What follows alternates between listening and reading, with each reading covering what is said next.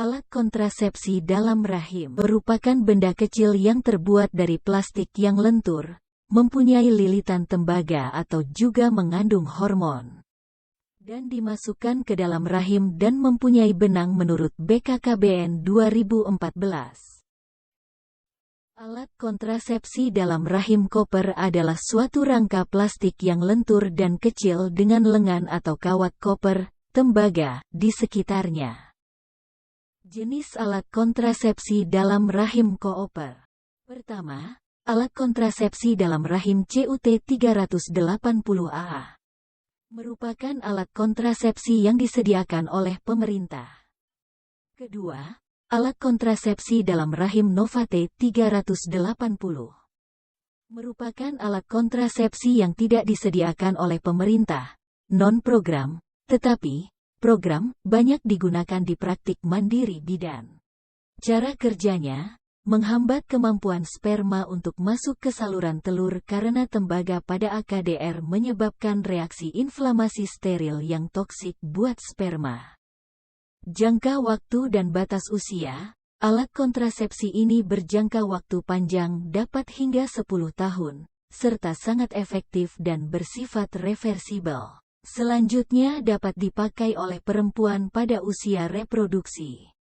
AKDR koper memiliki efektivitas tinggi berkisar 0,6 sampai 0,8 kehamilan, 100 perempuan dalam 1 tahun pertama, 1 kegagalan dalam 125 sampai 170 kehamilan. Keuntungan AKDR koper. Pertama, mencegah kehamilan dengan sangat efektif. Kurang dari 1 kehamilan per 100 perempuan yang menggunakan AKDR selama tahun pertama. Kedua, efektif segera setelah pemasangan. Ketiga, berjangka panjang. Studi menunjukkan bahwa AKDR CUT380A efektif hingga 12 tahun, namun izin edar berlaku untuk 10 tahun penggunaan.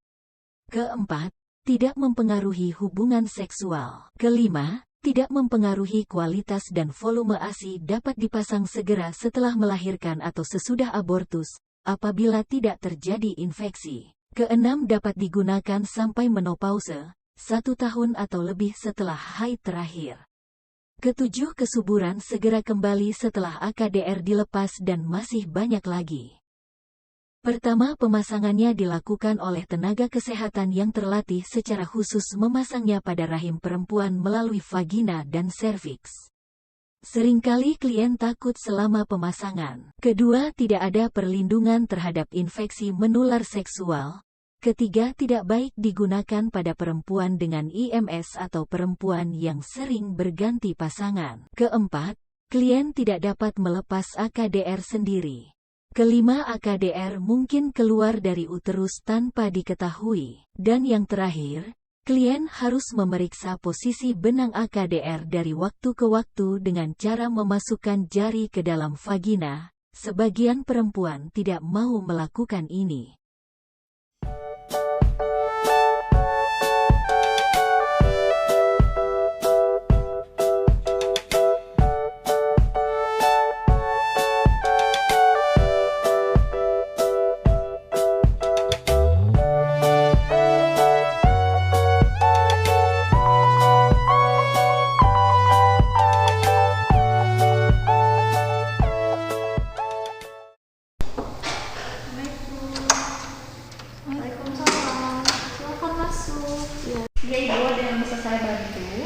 Saya mau KB apa?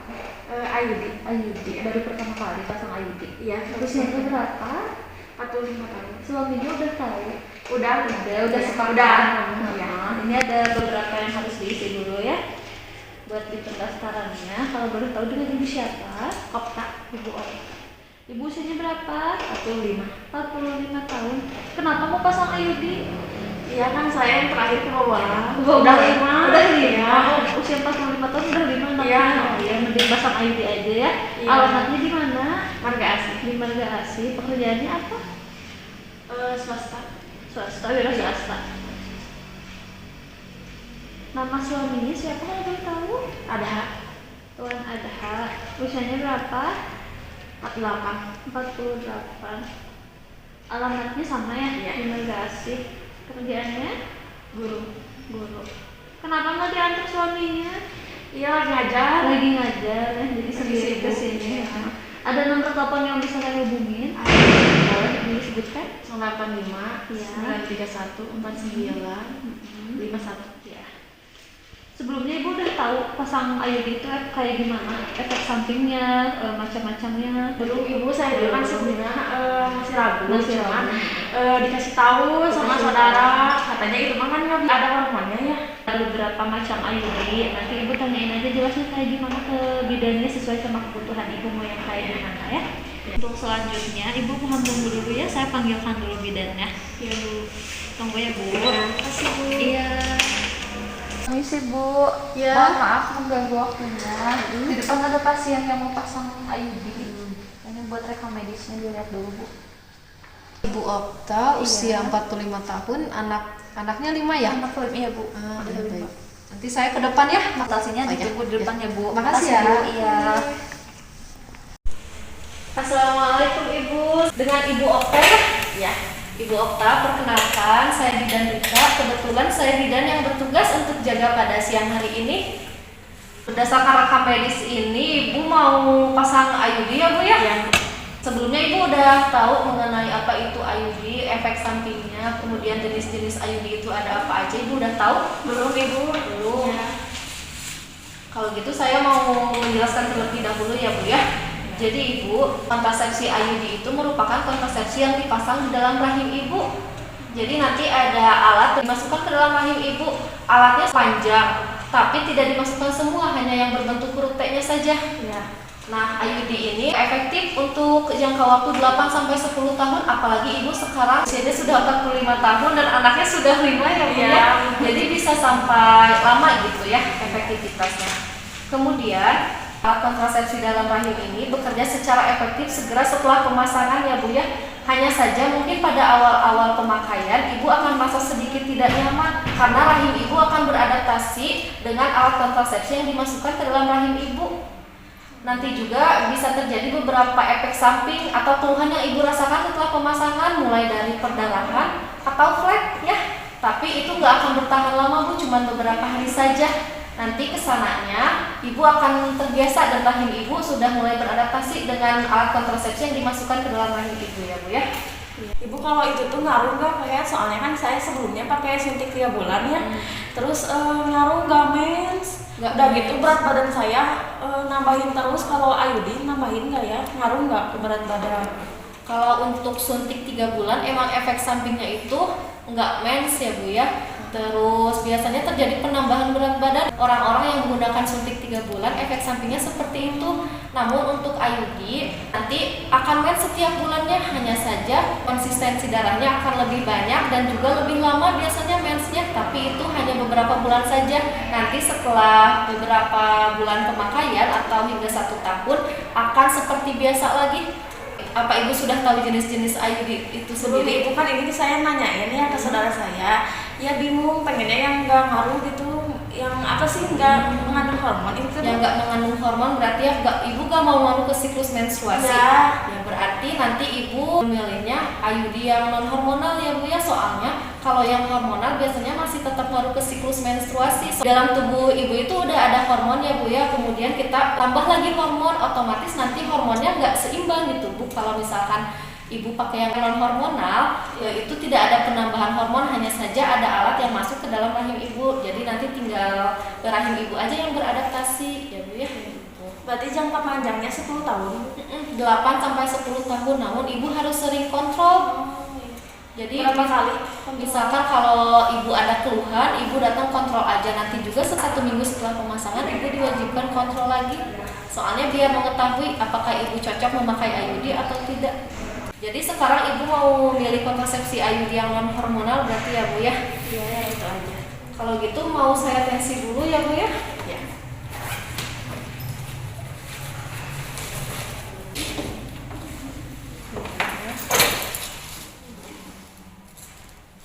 Ibu punya riwayat darah tinggi gak? Enggak. Tapi biasanya kadang rendah, kadang Kadang normal. rendah, normal. Pernah tinggi nggak? Jarang. Relax ya.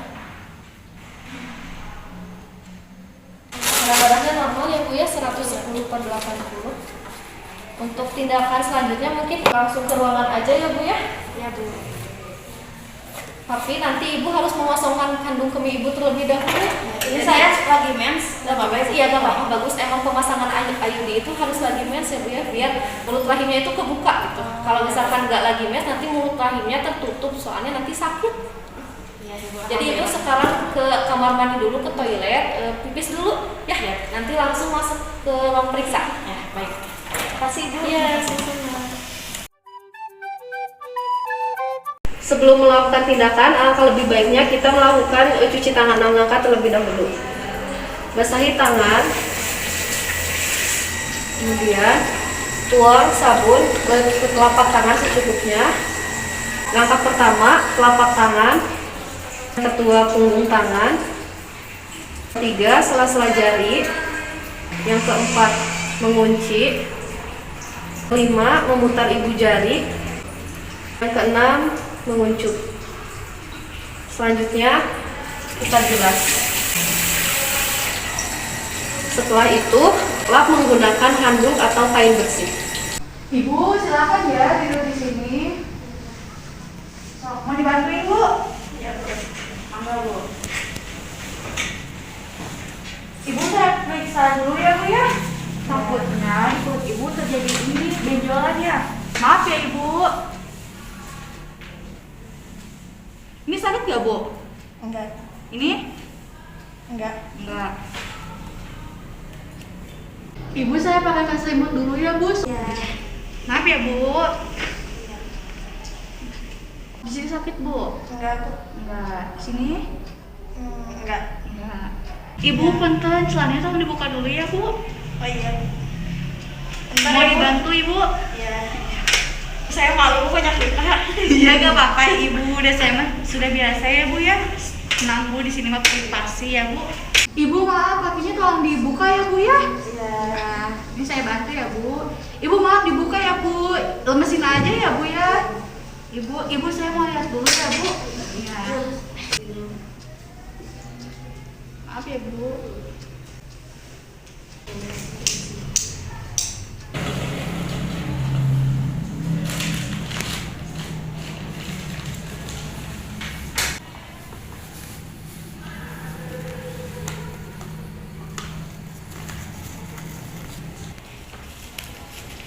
Nah, baik, selanjutnya kita melakukan penempatan peralatan. Saya akan memeriksa rahim ibu ya, Bu ya, agar saya tahu apakah di rahim ibu ada benjolan atau tidak. Baik, maaf ya, Ibu.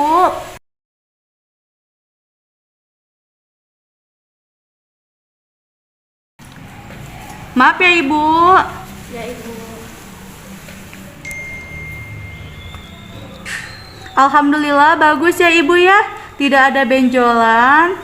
Iya, bagus ya, Ibu. Maaf ya, Ibu. Tarik napas, Ibu.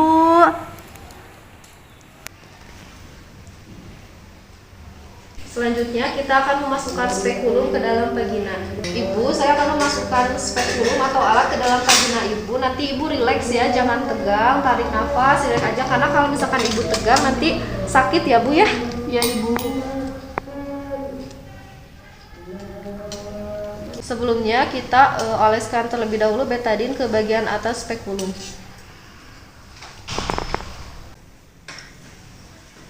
Tarik napas, Ibu. Iya, pinter. Tarik nafas, Tarik nafas, jangan Ibu. tegang. Jangan tegang, relax aja ya Bu. Iya pinter.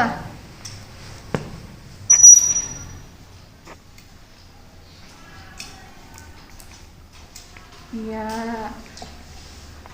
Lemes Bu. Lemesin aja Bu. Iya. Kita lihat apakah dalam bulu tahim ibu terdapat benjolan, massa atau kista.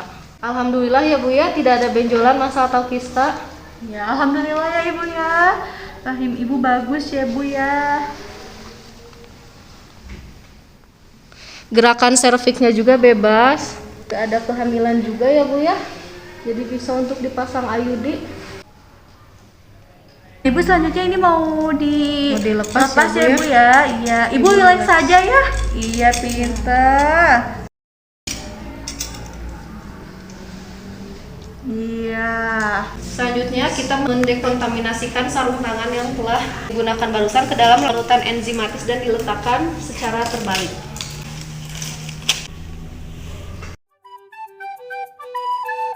Nah, langkah pertama, membuka sebagian plastik penutupnya dan melipatnya ke belakang. Selanjutnya, memasukkan pendorong ke dalam lubang inserter tanpa menyentuh benda tidak steril. Kemudian, meletakkan kemasan pada tempat yang datar. Nah, selanjutnya, menyelipkan kertas pengukur di bawah lengan AKDR. Dan selanjutnya, memegang kedua ujung lengan sehingga lengan akan melipat. Setelah lengan melipat sampai menyentuh tabung, menarik tabung inserter dan bawah lipatannya lengan. Nah, selanjutnya mengangkat sedikit tabung inserter dan mendorongnya memutar memasukkan lengan AKDR yang sudah terlipat tersebut dalam tabung. Selanjutnya, mengenakan sarung tangan DTT. Kita pakai sarung tangan yang sebelahnya. Selanjutnya, kita akan memasang spekulum ke dalam vagina untuk melihat serviks. Terlebih dahulu spekulumnya diolesi oleh betadine. Ibu, saya mau memasukkan lagi spekulum ke dalam vagina ibu ya Bu ya. Seperti tadi, ibu jangan tegang, rileks, tarik nafas ya Bu ya biar gak sakit. Santai ya Bu ya, relax. Iya, pinter. Tarik nafas Ibu. Iya.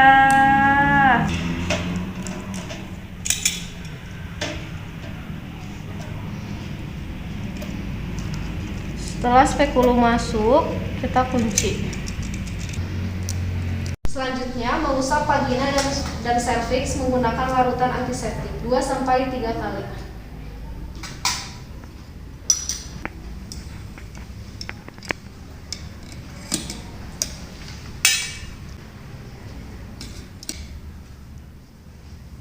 Selanjutnya kita akan menjepit serviks dengan menggunakan tenakulum. Ibu ini akan sedikit sakit, ibu tahan ya, tarik nafas. Iya, tarik nafas Ibu. Relax aja ya Ibu ya. Iya, pinter. Tarik nafas Ibu, relax. Kita jepit ke arah jam 11. Ibu batuk ya Bu ya, mau dijepit ya Bu. 2. Setelah itu letakkan tenakulum di pinggir. Selanjutnya, memasukkan sonde uterus dengan teknik tidak menyentuh atau no touch untuk menentukan posisi dan panjang kafum uteri, dan sekali masuk tanpa menyentuh dinding vagina atau bibir spekulum. Masukkan secara perlahan-lahan. Tarik nafas Ibu. Iya, pinter. Tarik nafas lagi Ibu. Setelah sonde uterus masuk, kita tentukan posisi kedalaman kafum uteri dan keluarkan sonde. Keluarkan secara perlahan-lahan. Tarik nafas Ibu. Iya, pinter Bu. Setelah sonde dikeluarkan, dapat terlihat bahwa kedalaman uterus berada pada titik 7 cm. Selanjutnya, kita mengukur kedalaman kafum uteri pada tabung inserter yang masih berada di dalam kemasan steril. Kita geser leher biru pada tabung inserter, kemudian buka seluruh plastik penutup kemasan. Kita geser pada angka 7. Selanjutnya, mengangkat tabung AKDR dari kemasannya tanpa menyentuh permukaan yang tidak steril. Hati-hati jangan sampai pendorongnya terdorong. Selanjutnya, kita masukkan tabung inserter ke dalam rahim ibu. Tarik nafas, Bu. Iya, pinter. Relax ya, Bu. Jangan tegang ya, Bu ya. Iya. Rasakan apakah sudah ada tahanan atau belum. Selanjutnya, pegang serta tahan tenakulum dan pendorong dengan satu tangan. Kemudian, lepaskan lengan AKDR dengan menggunakan teknik withdrawal, yaitu menarik keluar tabung inserter sampai pangkal pendorong dengan menahan pendorong. Setelah itu, keluarkan pendorong, kemudian tabung inserter didorong kembali. Mengeluarkan sebagian dari tabung inserter dan menggunting benang AKDR kurang lebih 3-4 cm. Selanjutnya, melepaskan tenakulum dengan hati-hati. Tarik nafas, Ibu. Iya, pinter. Kemudian rendam dalam larutan enzimatis. Selanjutnya, perisak serviks dan bila ada perdarahan tempat bekas jepitan tenakulum, tekan dengan kasar selama 30-60 detik.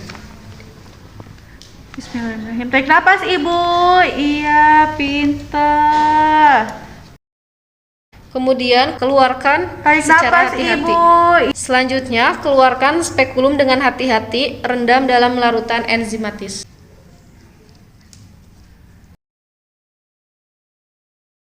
Tarik nafas, Ibu. Iya, tarik nafas. Bismillahirrahmanirrahim. Selanjutnya, merendam seluruh peralatan yang telah dipakai dalam larutan enzimatis. Masukkan satu persatu. Kemudian buang bahan-bahan yang sudah tidak dipakai lagi seperti kasa, kapas, dan bekas tabung inserter. Selanjutnya, celupkan kedua tangan yang masih memakai sarung tangan ke dalam larutan enzimatis. Bersihkan cemaran darah pada sarung tangan, buka secara terbalik, dan rendam dalam larutan enzimatis. Selanjutnya, mencuci tangan dengan menggunakan air dan sabun. Basahi tangan, kemudian tuang sabun ke telapak tangan secukupnya. Langkah pertama, telapak tangan, kedua punggung tangan, yang ketiga sela-sela jari, yang keempat mengunci, yang kelima memutar ibu jari, dan yang keenam menguncup. Selanjutnya kita bilas. Setelah itu, lap menggunakan handuk atau kain bersih.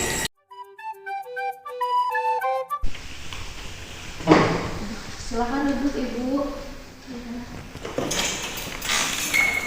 Jadi Ibu, di non hormonal sudah dipasang ya Bu ya di dalam rahim Ibu. Setelah diobservasi tadi selama 15 menit, tidak ada kram yang Ibu alami ya Bu ya. Jadi sekarang saya akan mengajarkan bagaimana cara memeriksa sendiri benang AKDR yang harus Ibu lakukan di rumah ya. Jadi nanti kalau misalkan Ibu pipis, Ibu masukkan jari Ibu ke dalam vagina Ibu dan Ibu cari, Ibu raba apakah ada benang itu atau tidak. Setelah pipis gitu? Iya, setelah pipis. Atau enggak mau Ibu periksa pas lagi gak mau pipis juga nggak apa-apa. Kalau misalkan nanti nggak teraba atau nggak ada benang yang Ibu rasakan, Ibu harus segera memeriksakan diri ke tenaga kesehatan. Takutnya nanti benangnya gitu ke atas. Kontrol laginya kapan? Nah, untuk kontrol lagi nanti 1 minggu setelah Ibu dari sini ya, biar kita mengetahui apakah Ibu cocok sama IUD ini atau enggak. Nah, saya ingatkan lagi, kalau IUD yang Ibu gunakan ini masa waktunya 8-10 tahun. Tapi Ibu harus sering memeriksakan IUD ini, harus kontrol gitu. Misalkan setahun sekali atau 6 bulan sekali, jangan sampai sekarang pasang 1 minggu kemudian nanti kontrol. Nanti kontrol lagi 8 tahun kemudian. Nah, takutnya itu IUD-nya bermasalah gitu Bu. Jadi Ibu harus sering kontrol ya Bu ya. Jadi sebulan sekali kalau buat hari ini minggu depan kontrolnya ya, sekali gitu. Minggu depan karena hari ini baru dipasang, jadi 1 minggu jaraknya. Nah, nanti kalau misalkan minggu depan udah kontrol 6 bulan kemudian 1 tahun gitu ya. Kemudian Ibu Datang ke klinik atau ke fasilitas kesehatan kapan saja. Kalau misalkan ibu merasa ada keluhan akibat dari efek samping kontrasepsi ini, ibu langsung aja datang ke fasilitas kesehatan ya Bu ya, biar diperiksa gitu apakah ada pengaruhnya terhadap kontrasepsi yang ibu gunakan atau tidak, jadi biar bisa ditindaklanjuti. Kalau untuk berhubungan ngaruh nggak Bu? Nah, kalau untuk berhubungan, untuk beberapa orang ada yang ngaruh, ada yang enggak, jadi tergantung gimana orangnya. Tapi semoga aja ibu mah enggak ya. Jadi sekarang kita lihat dulu 1 minggu ini. Nah, nanti kan minggu depan ibu kontrol lagi ke sini nih. Ibu bisa bilang ke saya apa yang ibu rasain, apakah nyaman atau enggak selama berhubungan ya. Oh, jadi bisa langsung berhubungan gitu? Bisa langsung berhubungan ya. Apakah dimengerti Bu? Ya. Bisa sedikit dijelaskan apa yang saya katakan barusan? Jadi untuk kontrolnya kalau minggu ini jaraknya seminggu. Terus untuk berhubungan tidak berpengaruh ya. Jangka panjangnya 8 sampai 10 ya barusan Bu ya. Terus untuk kontrol selanjutnya kalau dirasa nggak ada apa-apa 6 bulan atau 1 tahun. Kalau nggak 3 bulan nggak bisa ya? Bisa. Kalau mau ibu bisa kontrol ke sini buat ngecek benang ibu kapan saja, bebas. Baik, mau ada yang ingin ditanyakan lagi? sudah cukup Ya Bu ya. ya. Kalau gitu ini rekam mediknya. Ini bisa tanda tangan di sini.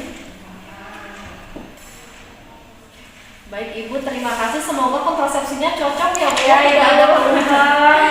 Amin. Terima kasih sudah datang ke sini. Ya. Makasih juga Ya. Terima kasih.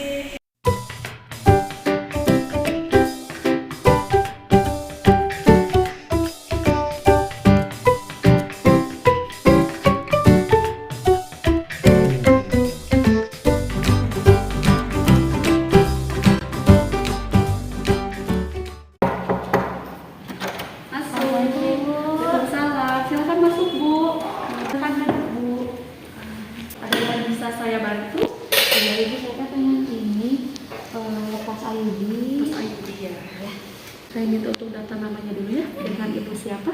Ibu Esa. Ibu Esa. Ibu Esa usianya berapa tahun? 35 tahun. 35 tahun. Untuk alamatnya? Ini Cianjur. Iya Bu. Dekat atau ya Bu ya Cianjur? Iya, dekat Ibu, makanya ke sini. Mohon maaf untuk agamanya Ibu. Islam. Ya Bu ya. Pekerjaan? Ibu rumah tangga. Pendidikan? D3. Ada yang nomor yang bisa saya hubungi? Boleh. 0857 2397 2692. Ibu mohon maaf untuk nama suaminya? Safa. Usianya? 38 tahun. 38 tahun. Untuk alamat Sama di Cianjur. Iya. Sama Bu ya, pekerjaan suaminya? Wira swasta. Swasta. Untuk buku pendidikannya? S1. Ya Bu ya. Baik, Ibu mau pelepasan ID ya? Tunggu sebentar ya Bu ya, saya panggilkan dulu Ibu Bidang.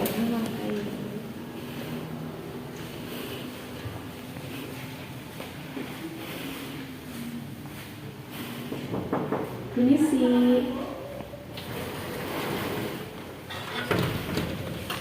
Ibu ada pasien. Ibu ini untuk identitas pasiennya, dia mau pencabutan ID. Makasih ya. Iya, sama-sama.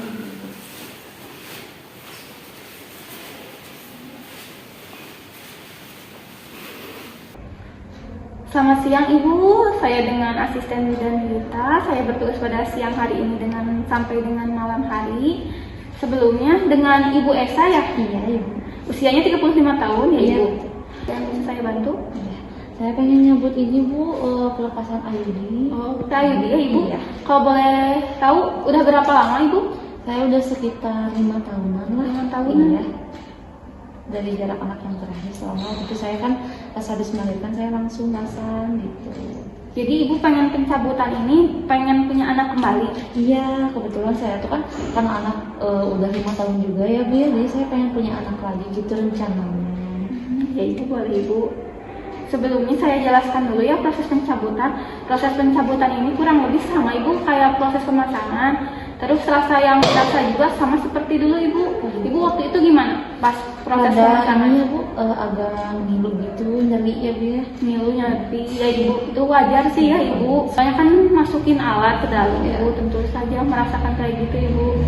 Apakah Ibu sudah buang air kecil? Sudah Ibu, sebelum tadi saya kesini, saya kebetulan tadi buang air kecil. Sudah sibuk bersih berarti ya? Iya. Mari Ibu, saya antarkan ke bidannya Ibu. Iya.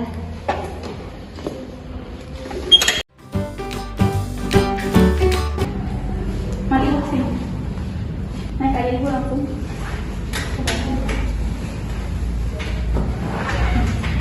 Saya panggilkan terlebih dahulu bidannya ya Ibu. Sebelum melakukan tindakan, alangkah baiknya kita melakukan cuci tangan terlebih dahulu. Yang pertama, kita basuhi tangan dengan air mengalir. Setelah itu, beri sabun. Lalu gosok. Setelah tercampur, pertama gosok telapak tangan, kedua punggung tangan, ketiga sela-sela jari, keempat mengunci, kelima memutar ibu jari, keenam menguncup, terakhir dibilas.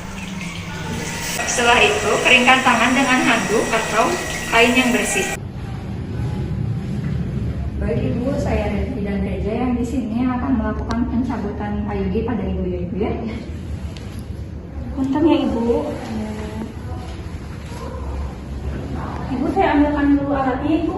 Baik.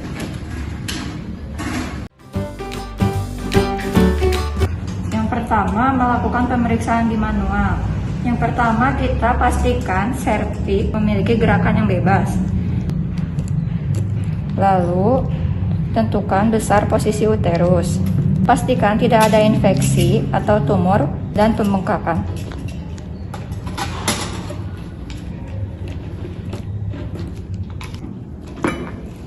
Selanjutnya, pasang spekulum vagina untuk melihat serviks.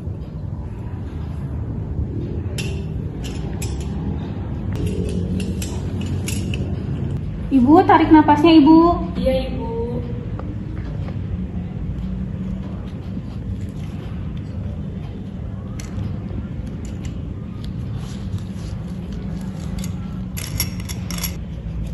Selanjutnya, usap vagina dan serviks dengan cairan antiseptik.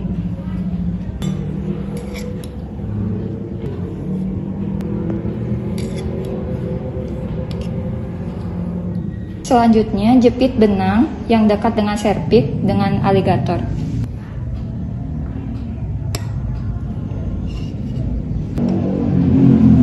Lalu, tarik benang secara mantap dan hati-hati saat mengeluarkan AKDR.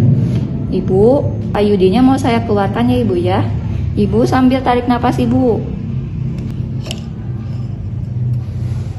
Lalu tunjukkan AKDR pada klien, lalu rendam di dalam cairan enzimatik. Yang terakhir, keluarkan spekulum vagina dengan hati-hati. Ibu, ini alatnya mau saya keluarkan ya. Ibu coba tarik napas Ibu. Tarik.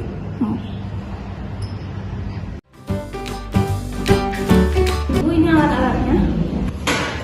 Selanjutnya, rendam semua alat yang sudah dipakai ke dalam cairan enzimatik kurang lebih 10 menit untuk dekontaminasi. Lalu, buang alat yang tidak terpakai seperti kasa, IUD, dan sebagainya. Selanjutnya, celupkan kedua tangan yang masih menggunakan sarung tangan ke dalam larutan enzimatik, lalu cuci tangan dengan air dan sabun. Yang pertama, kita basuhi tangan dengan air mengalir. Setelah itu, beri sabun. Setelah tercampur, pertama gosok telapak tangan, kedua punggung tangan, ketiga sela-sela jari, keempat mengunci, kelima memutar ibu jari, keenam menguncup, terakhir dibilas. Setelah itu, keringkan tangan dengan handuk atau kain yang bersih. Selanjutnya, amati selama kurang lebih 5 menit. sebelum pasien pulang. Ibu sudah selesai Ibu ya. Mungkin untuk perasaan nyilu-nyilunya masih ada ya, mungkin nanti beberapa jam kemudian akan hilang dengan sendiri. Tapi ini normal kan Bu? Normal, karena kan mengingat ada alat yang baru dikeluarkan dari dalam rahim Ibu ya, pasti nanti ada efek sampingnya juga. Jadi mungkin nanti tunggu beberapa jam, nanti efeknya hilang. Selanjutnya diskusikan dengan pasien mengenai masalah apa yang akan timbul setelah pelepasan IUD. Ibu, kan saat ini IUD-nya udah dilepas ya, kan nanti ada keputihan yang keluar ya, jadi nanti paling kebersihan ibunya yang harus ditingkatin lagi ya. Terus nanti kalau misalnya ada darah atau kayak hal-hal yang aneh gitu ya, yang sekiranya asing gitu ya, ibu boleh kesini lagi ya. Tapi saya nggak perlu kontrol lagi Bu kalau misalnya nggak ada keluhan. Gak apa-apa, nggak usah. Ada yang mau ditanyain dulu? Pak itu Ibu kalau misalnya untuk berhubungan seksual saya bisanya nanti kapan? Mungkin dijarakin dulu aja selama 1 minggu. Ya, karena ibu saat ini kan hari terakhir ya, hari ke-6, hari ke-7. Jadi saya saranin mungkin seminggu dulu. Jangan dulu apa-apa ya, karena supaya mengembalikan respon rahimnya ya. Jadi pas berhubungan pas lagi masa subur juga, jadi biar agak mempercepat ya.